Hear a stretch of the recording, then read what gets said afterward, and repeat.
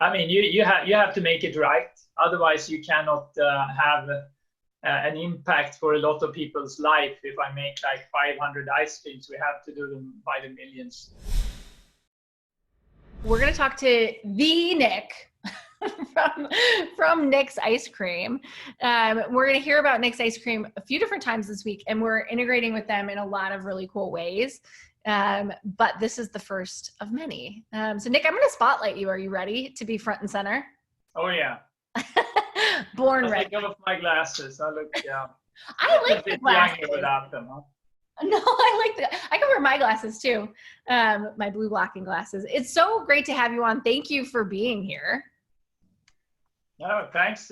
Thanks for inviting me. It was a little bit cumbersome to get on the link, but now, all right. We did it. We did it, right? I mean, Zoom is hard. Zoom is hard. It's a Zoomy world. So today, in this session, first we'll chat with Nick, and then we'll talk through a couple of Swedish concepts that keep us well. Nick has a very busy day, so he'll leave us for that.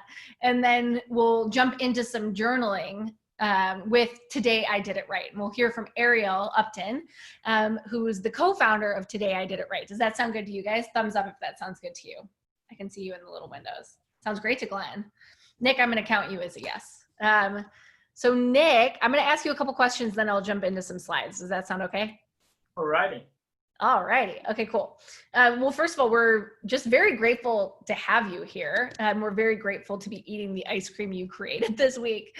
Can you talk to us about Nick's and why you created it? Oh, really easy. It's one of these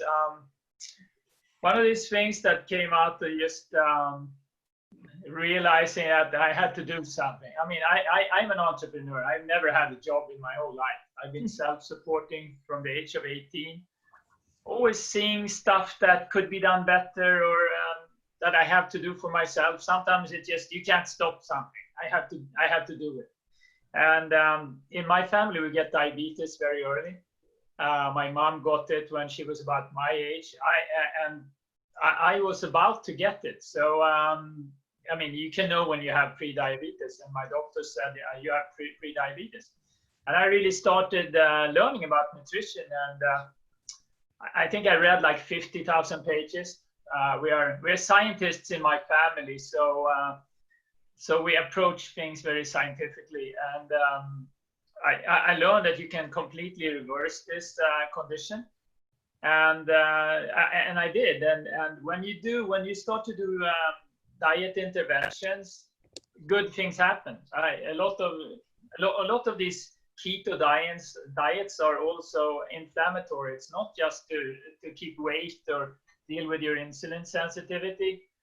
What I really, the biggest benefit for me that I really felt was that I've had back pain and joint pain and things. And I've been on medication for 20 years, and I've never taken a pill since after already a month. I could drop my my anti-inflammatory medicine that I've been taking as far as I can remember, because the diet was so much better. I mean, I was a sugar junkie before, and just because I'm pretty slim, I thought I could eat everything, and that's not the case. I was fat on the inside and maybe slim on the outside, but there was a lot of stuff wrong with me. And yeah, that's how it all started. And I started making stuff for me and my mom. And I actually, at the time, I was CEO at another company I started, but I just realized that food, I mean, this industry is fascinating. It's so many things for an entrepreneur that you can, so many sides of it. And I love factories and producing things. I want to make real things. I was in electronics before, and food is even more senses. I mean, it smells, it tastes. I mean, and I love to make lots of food. Sorry if it sounds like I'm not this artisan guy that kind of cooks something. I do that when we develop the ice creams. Maybe I do like just half a gallon or something, but then when you make them, you do hundreds of thousands of pints. And I kind of I really like that factory environment. Even if I'm media, I should be media trained to say that everything is so artisan. I mean, you have to make it right. Otherwise, you cannot have an impact for a lot of people's life. If I make like 500 ice creams, we have to do them by the millions. That's just how it is. Yeah, and you have a lot of flavors, right? Like there are, what, 16 flavors? Yeah, that's the fun part. It's me and a guy called Eric Lennartson that developed the ice creams. And Eric has now over 300 flavors under his belt. So I only have about 25 under my belt because we have the Swedish ones.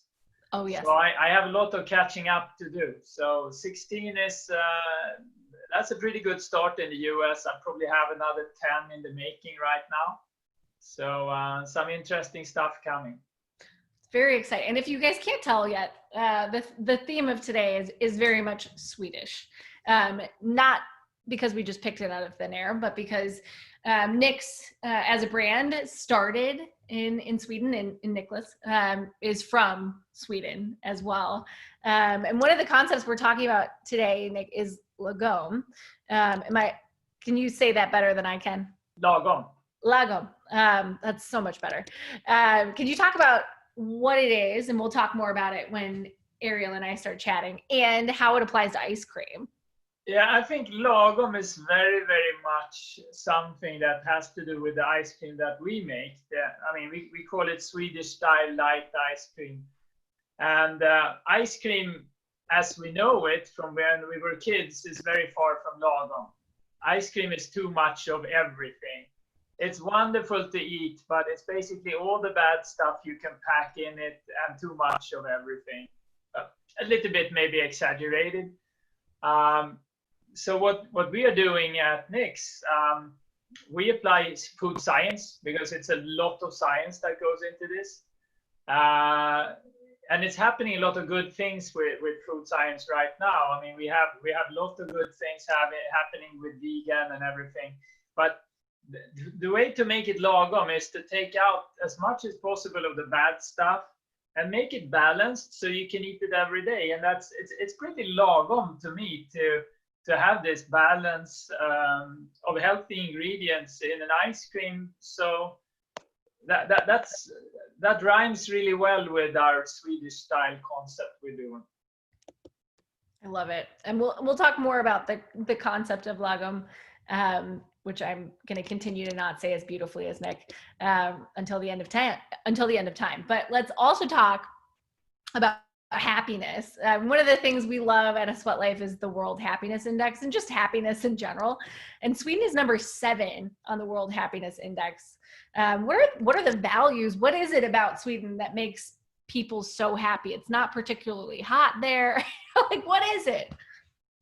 I have really good answers to this. I think a lot of it has to do with we feel pretty equal in Sweden. I mean, in all the companies I've been running, people have been generally I think, very happy to work in our companies, and because they feel like even if you were hired 2 days ago and you're working in the warehouse, you can go into the managers and tell them that, hey guys, you're doing something wrong out there. And when I've been CEO, I had so many meetings with people that just came in from the warehouse and said that you can improve by doing this or that. And I'm not sure that in the US it's that casual.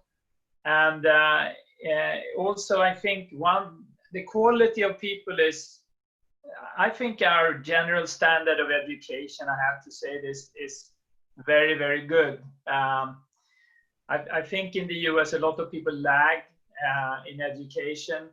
And that's really what makes Sweden great, that I can have these conversations with people at all levels in the company, and they all share interests, like talk a little bit about politics, talk a little bit about this, about that, and they always seem to be well informed about things. And in the US, the market is gigantic. There's a lot of people. You can be more focused on one thing. we have to be generalists. And I think that makes you happy knowing a little bit of everything. I like that. I like the idea of being a generalist too. That's very lagom. A little bit of everything, not too much, not too little. We're going to jump into the concepts to make sure that we give Ariel enough time to journal. Nick, is there anything else you want to talk about when it comes to Nick's ice cream or when it comes to Sweden and happiness before we do that? Yeah, I think this ice cream is going to make a lot of people happy. Because I mean, we kicked out 75% of the calories, and it's just getting better. Every flavor we put out there now, we have all this stuff and all that. So that's a little bit of marketing of our own thing.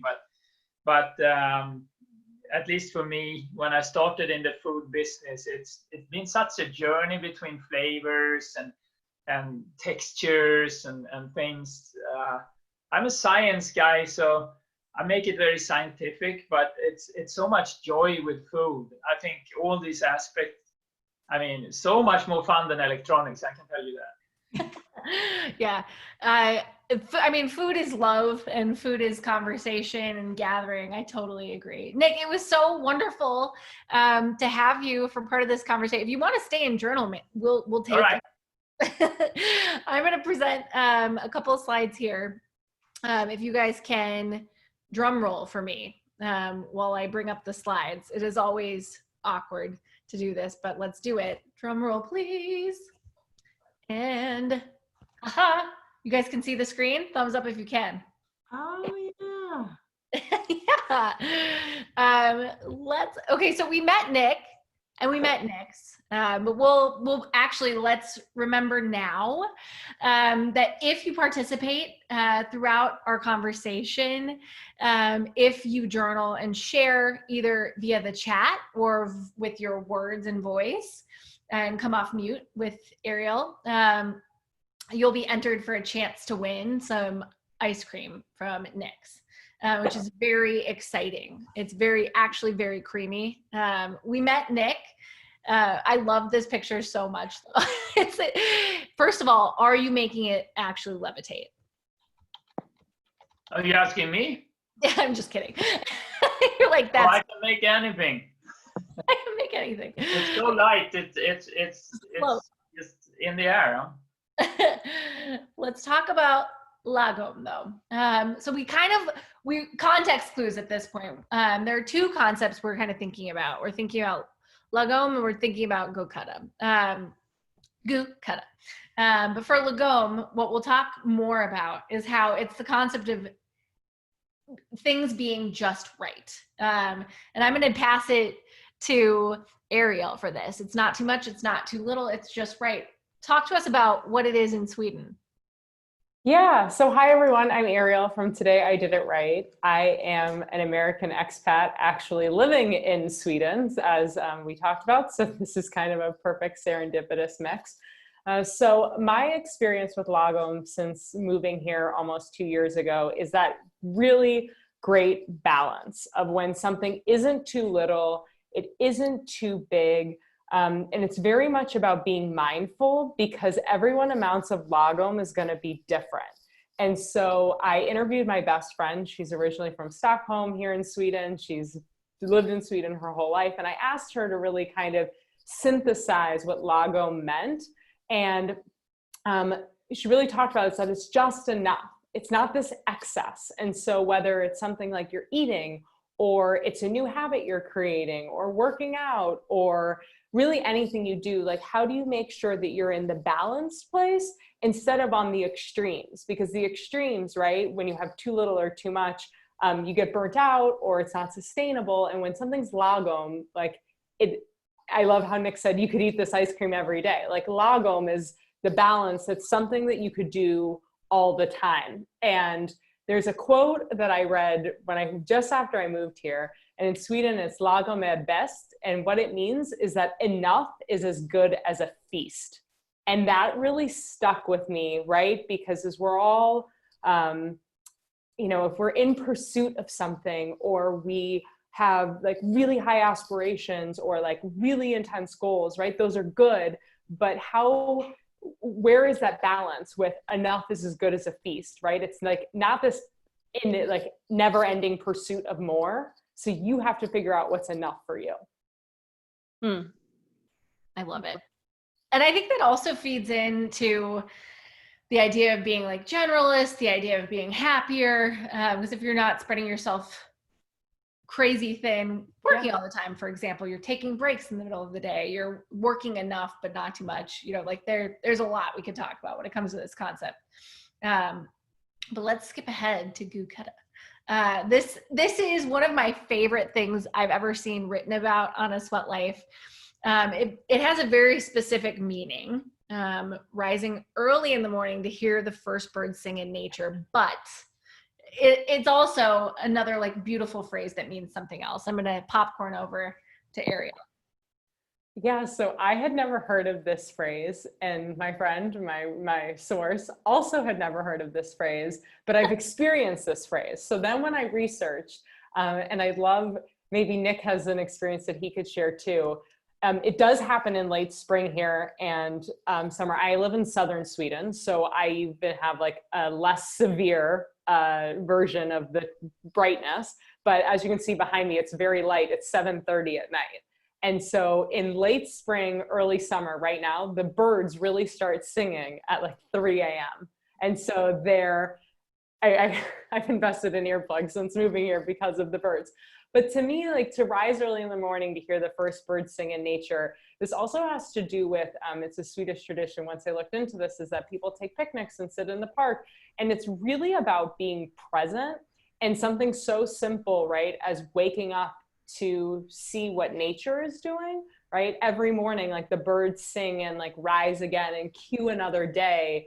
And as like the sun comes up and shadows start to fall across leaves, like it's this concept of really awareness and mindfulness. I love that. Nick, anything to tack on here? Yeah. I mean, you look at the picture there and you think that is something that comes from an agency. No, we have that all over the place in Sweden. And this term gökotta, I've heard it since I was probably 2 years old. You know, the sun goes up so early in the morning, so it's basically, if you go up at 6 in the morning, it's absolutely, it's not morning, it's like midday. It's like even 5, it's like midday. So you can rise really, really early. And I think we accumulate all our sleeping and kind of save that for the winters, because in the summer sometimes you only sleep like 4 or 5 hours and you feel great about it. You can't wait to start your day. And we have so much nature and it's always green and lush. It never gets burned or anything. This is what it looks like in the freaking city. You have those deer. They eat all your flowers, everything. They're cute, but this is what it looks like. I have to tell you, I'm so grateful to both Ariel and to Nick for sharing these experiences. I'm smiling from ear to ear. I don't know about you guys on here, because I feel like I'm traveling.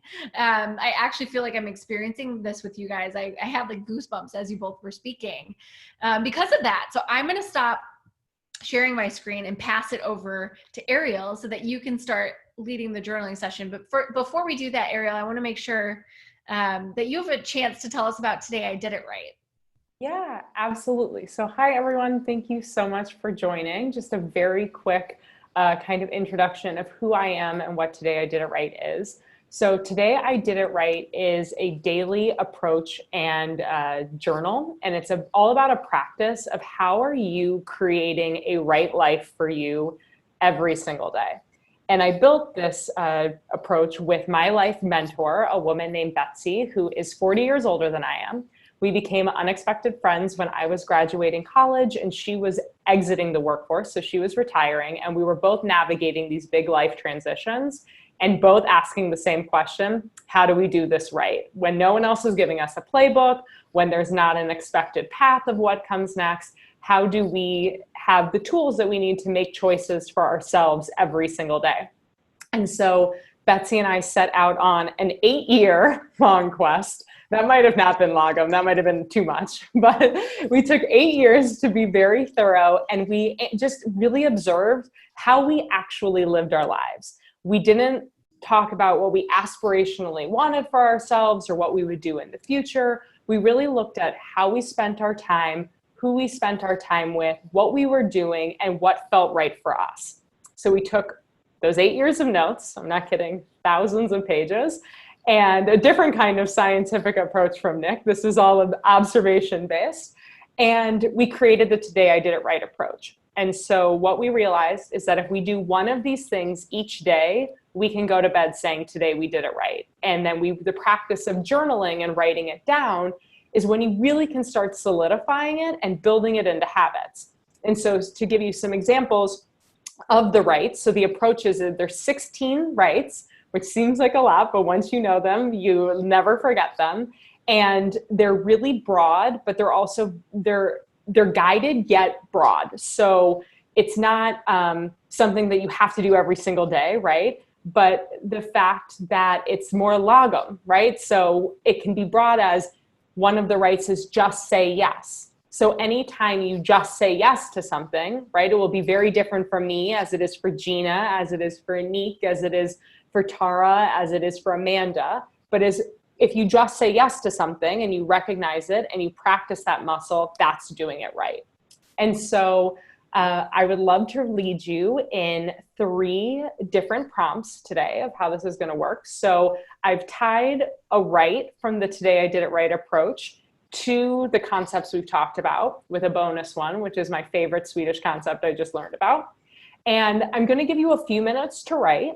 And then, as Gina said, I'm going to invite if anyone would like to share, just in the interest of time, I'm going to limit it to 3 people. So if you want to share and with the group afterwards, just say, hi, I'm okay with sharing, and I'll call on you. Otherwise, you can type your answer into the chat, and either one will get you an entry into winning the next ice cream. So sound good? Cool. Okay. So lagom, right? So again, what we talked about, just enough, that concept, enough is as good as a feast. This is really about like mindfulness and how you know what is enough. And this is also collectively like when people know when something's enough. So the prompt is tied to the right, which is called Life's Little Rituals, which is all about how do you incorporate your own habits, routines, rituals, like in your daily life that are very specific and nurturing to you.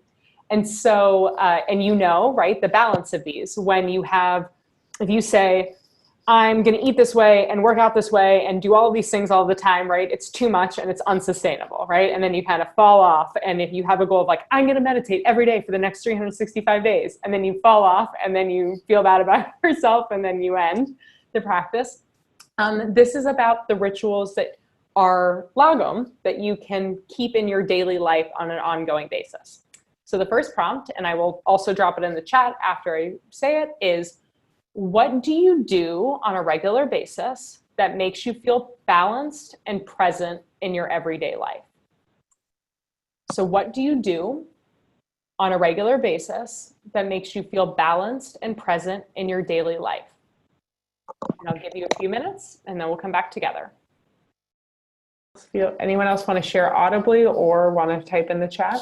Yeah, I'll just jump in. I know that I already wrote it, but yeah, I think it's one of those things that I didn't actually read in the morning or like drink my coffee pleasantly, but now that we have quarantine, I do. So I think it's a nice reflection that like, now that I found this kind of present moment, I think I'll carry it forward even when things do go back to a prior version of life.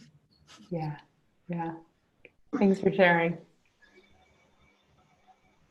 To piggyback off that, I'm really similar. This is Anik from London, another American expat living abroad.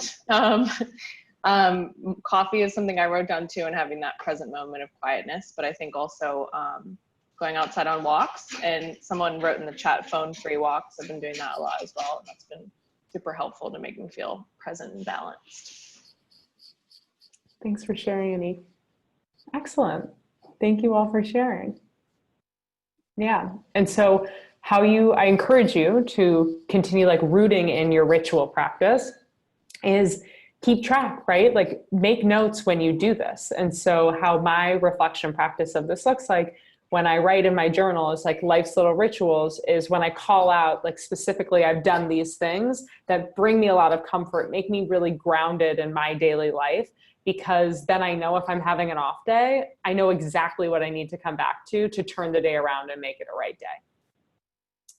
Okay, so question 2. Gökotta.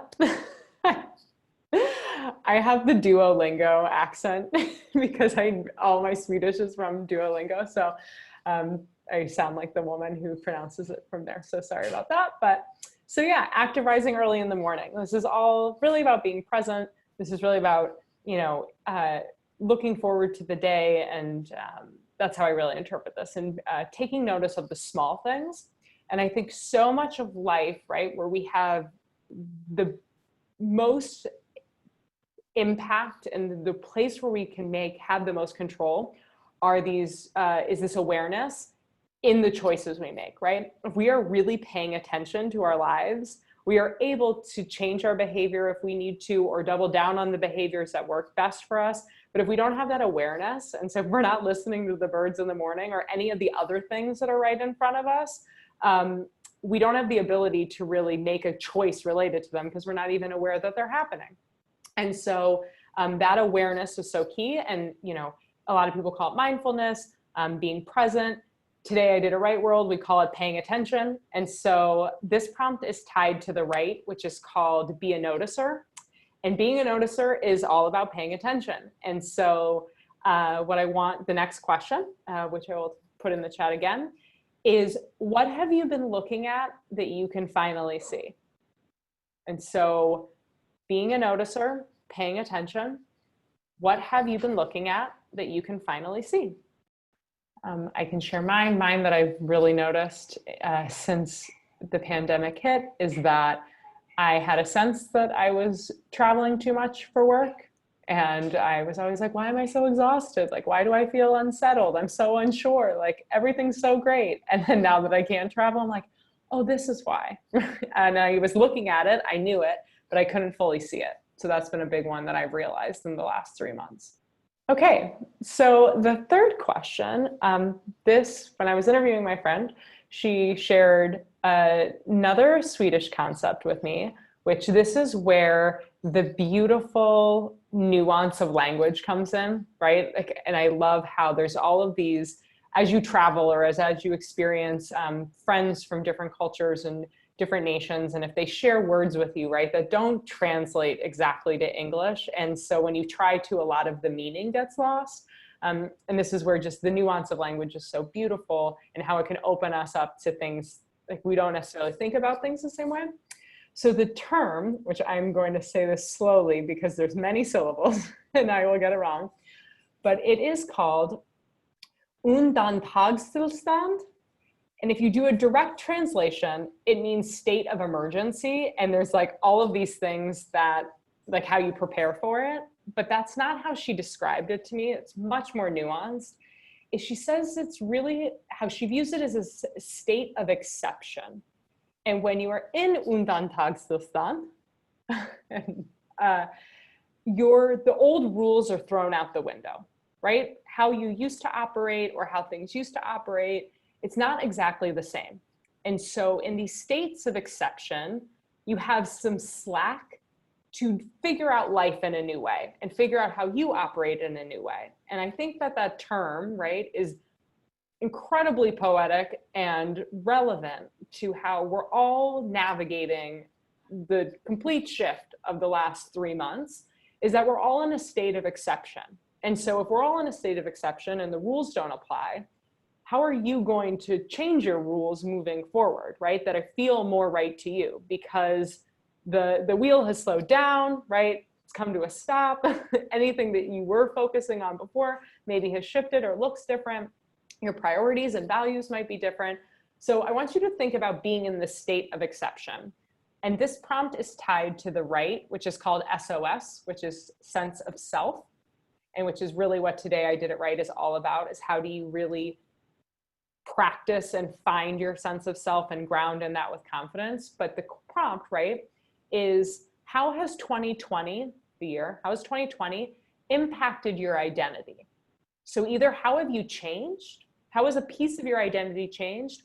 Or how have you cemented into a piece of your identity, right? Because we don't always have to be doing something new. It could just be a greater awareness about something that already exists. So in your state of exception, the question is, how has 2020 impacted your identity? How have you changed or cemented into yourself? Okay, people are starting to share, so let's come back together. Yeah, so we'll start reading. I know you all can read them too, but changing the way we value exercise at home. Yeah, this is a big one, right? That's an identity shift for a lot of us who've completely changed that part. Found that activism and noble work, something you're truly passionate about. Yeah, I feel like this has, the last few months has really confronted us with where we could be having a bigger impact if we're, you know, when we pay attention, and where we could be doing, I like that, noble work. You need to redefine and refine your purpose. Mm-hmm. Does anyone want to read theirs out loud? I can read mine. I'll spotlight myself. So one key thing that came out of this time for me was the idea of busyness versus impact. So I was spending a lot of my time or efforts like pursuing a state of busy and being sort of knocked off the rails, as it were. I've reassessed that, like how my time is used, how my efforts are pushed out there. And now I'm able to think about like impact of time instead of just being busy. That's been a big shift. Yeah, that's a big one. Thanks, Gina. Yeah, just reading, understanding my values. I think this is a big one, right? This is a huge shift, right? In this state of exception, when you take everything away, like what are we left with? What do we want for that, for ourselves? Reevaluate my interests, pivot a new direction. No one has all the answers. That is the truth. Would anyone else like to share? Yeah, I would. I also have another thing to add is in the beginning of pandemic, I also started to learn how togetherness and being like hashtag in this together means at a whole another level. This is unlike what I've seen before, and it's just created an immense sense of gratitude and empathy in me, which I don't think without pandemic would have happened. Yeah, just that everybody came together in a totally different way, and then protest and everything else. So it's just it keeps adding on and adding on. So absolutely. Thank you so much for sharing.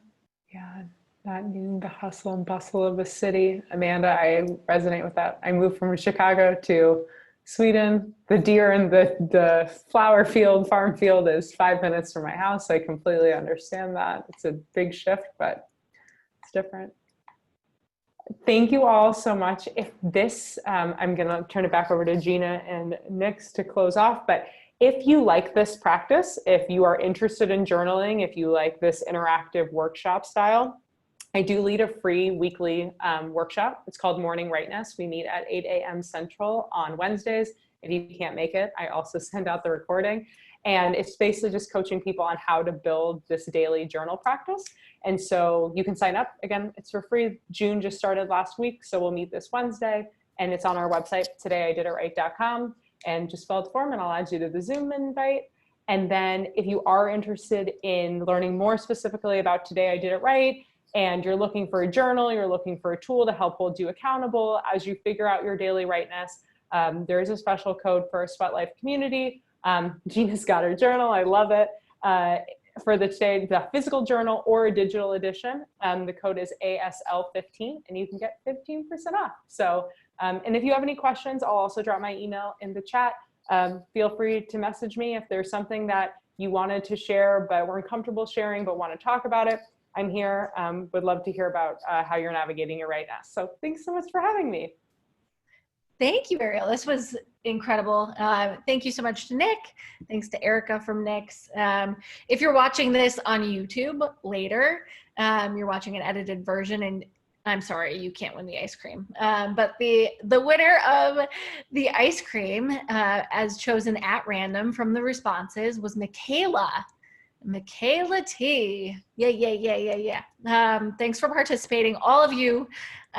We're so participatory, so thank you so much for doing that. We're going to have an incredible week with Niclas. So we have workouts every single morning. We have workshops a lot. Check the schedule as well. We'll also send you a reminder, an email after this with the schedule. And we also have essentially a midsummer party on Thursday. We'll have some flower crowns. We'll have some Swedish music with the DJ firm. We'll also have the perfect picnic basket with our friends as well. And obviously we will have Niclas ice cream in the form of floats and some other fun recipes that you can make too. Anything else you want to throw in, Erica or Nick? Well, I like the midsummer thing, but have ice cream instead of the snaps. Much better for you. Let's do it. I think I'll have ice cream instead of lunch, right? Yeah, I mean, I do it for breakfast often. It's basically a smoothie bowl. Yeah. Well, let's go back to our day. Fika over. We did it. Right. Thank you, friends. This was delightful. I'm going to hit end on the meeting, but I'm going to hate every second of it.